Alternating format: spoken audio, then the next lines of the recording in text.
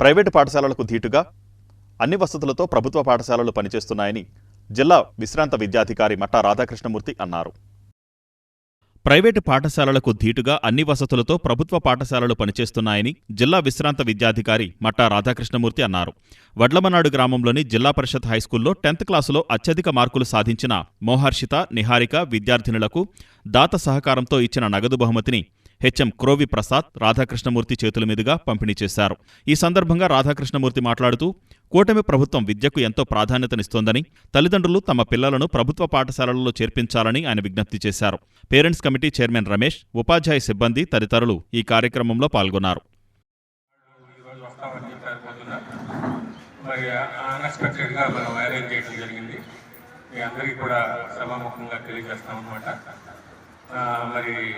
మీకు అందరికీ గతంలో కూడా తెలుసు, 10వ తరగతి విద్యార్థులని 100% పాస్ చేయించి ఆ యొక్క యజ్ఞంలో భాగంగా గత సంవత్సరం జూన్ నుండి కూడా నిరంతరాయంగా మన టీచర్స్ అందరం కూడా ఆ దృష్టి పెట్టి ఫలితాల సాధనలో 100% ఫలితాల సాధనలో చక్కగా శ్రమించాము.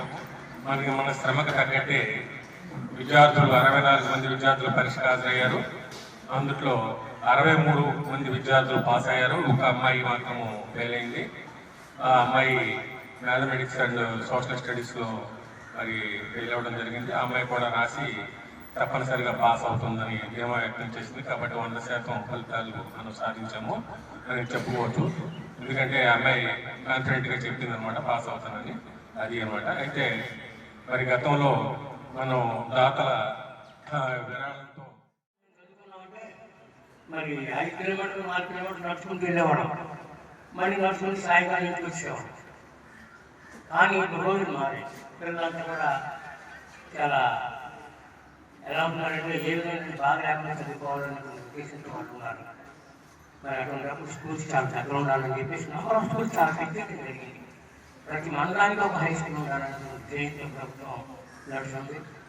మరి ఈ విధమైనటువంటి విద్యా విధానంలో కొన్ని మార్పులు రావడం జరిగింది. విద్య ప్రతి ఒక్కరికి అందించాలనే ఉద్దేశంతో ప్రభుత్వం ఎంతైనా కష్టపడడానికి సిద్ధంగా ఉంది. సో మీరంతా కూడా వాళ్ళు చదువుకోవాలి. ఈరోజు టాప్ మార్కులు వచ్చినటువంటి వాళ్ళకి ప్రైజులు ఇవ్వాలనేటువంటి సంకల్పం కలిగింది. ప్రస్తుతం విద్యారంగంలో అత్యున్నతమైనటువంటి పోస్టులు చేశారు కాబట్టి మీ చేతుల ద్వారా ఇచ్చినట్లయితే మా పిల్లలంతా కూడా ఇన్స్పైర్ అవుతారు. వీళ్ళంతా ఆనందపడతారు, ఉత్సాహపడతారు.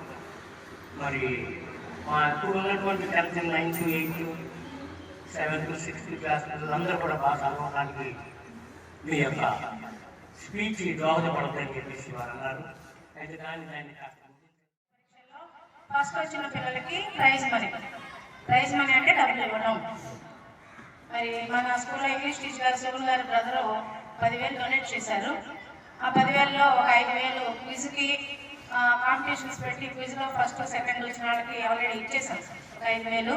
మిగిలిన 5,000 కూడా ఫస్ట్ వచ్చిన వాళ్ళకి ఇవ్వన్నారు. అయితే ఫస్ట్ 2 పిల్లలు వచ్చారు, నిహారిక, మోహర్షిత. వాళ్ళిద్దరికీ కూడా చెరొక 2,500 ఇవాళ ఇవ్వడానికి పిలిచాం.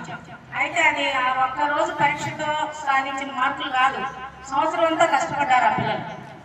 ప్రతిరోజు పాఠశాలకు హాజరై టీచర్స్ చెప్పిన వర్కులన్నీ చేసి తర్వాత లాస్ట్ టైంలో ఒక్క ప్రైవేట్ క్లాస్ కూడా మిస్ అవ్వకుండా వస్తే అలాంటి విజయం అందరికీ వస్తుంది.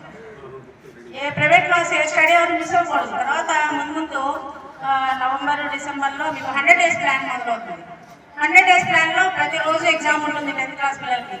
కానీ ప్రతి ఒక్కళ్ళు కూడా అటెండ్ అయ్యి 20 మార్క్స్ 20 తెచ్చుకునే ప్రయత్నం చేశారనుకోండి, మొత్తం టెక్స్ట్ బుక్ మీకు రివిజన్ అయిపోయింది.